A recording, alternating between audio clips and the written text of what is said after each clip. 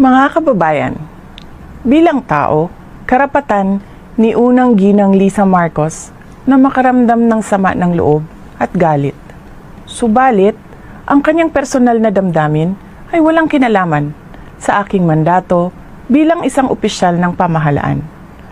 Upang makausad tayo, iiwan na natin sa isang pribadong pag-uusap sa pagitan lamang namin ni Pangulong Bongbong Marcos Jr.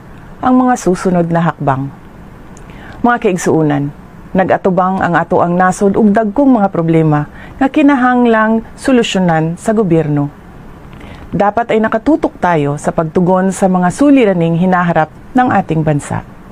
Patuloy ang pagtaas ng presyo ng pagkain at iba pang mga bilihin. At ito ay mas nagpapahirap pa sa dinaranas na gutom o kawalan ng sapat na pagkain ng mahihirap nating kababayan.